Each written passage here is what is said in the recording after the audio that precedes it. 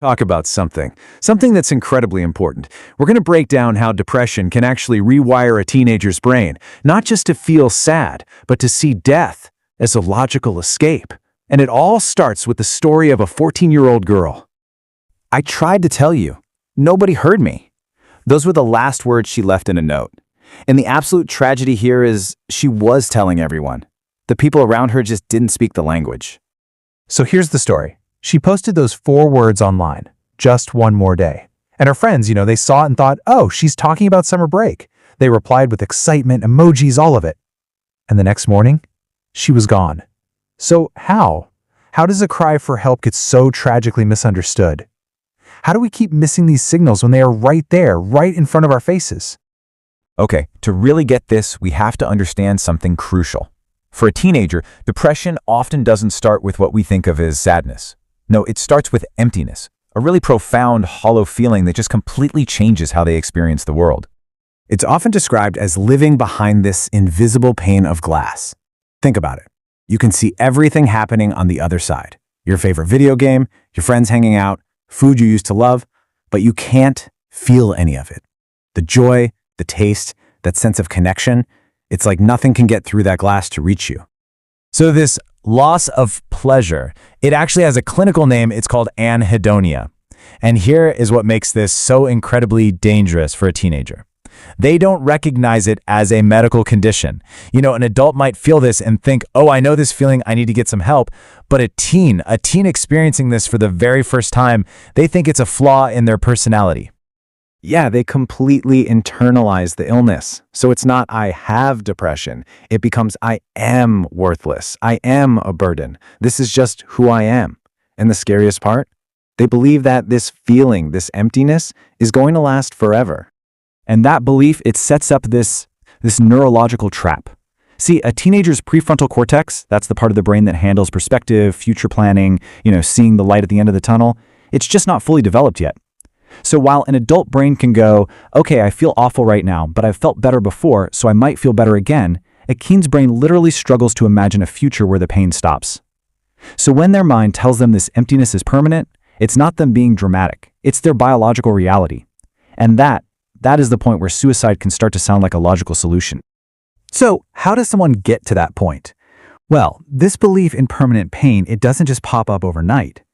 Research actually shows it often follows this predictable 5-stage spiral. It moves from just a vague wish to a very concrete plan. Okay, so it starts with what's called passive ideation. Thoughts like, I just wish I wouldn't wake up tomorrow. But then it can become active. That's when they start thinking about how.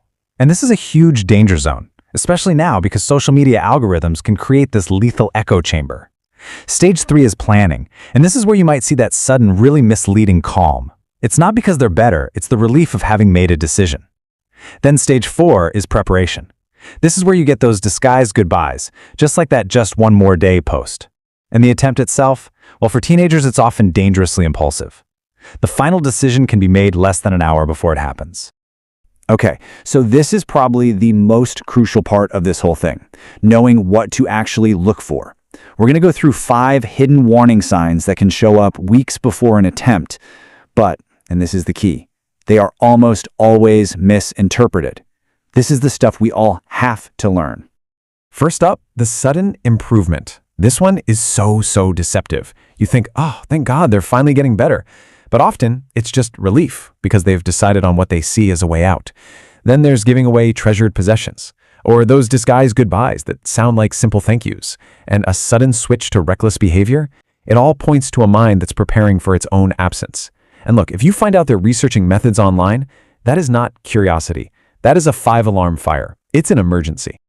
All right, so knowing the signs is step 1, but step 2 is knowing what to do, how to actually intervene. And here's the thing, what our instincts tell us to do, what we think will help, it often does the exact opposite.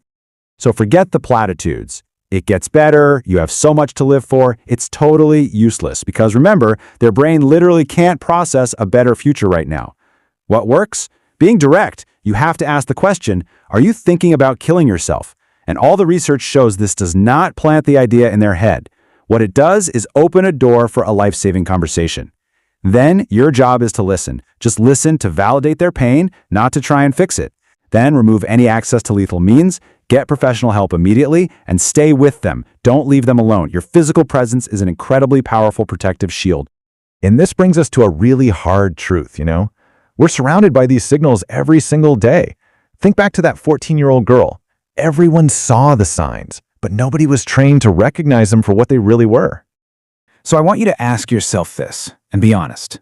If the teenager in your life posted something cryptic tonight, would you see it as a cry for help, or would you just scroll past it?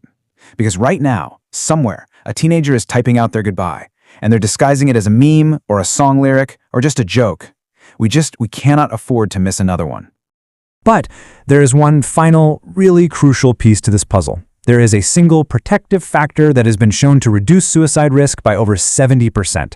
That's faster and more effective than therapy or medication. And it's not what you think. It's not love, it's not family, it's not hope, it's connection.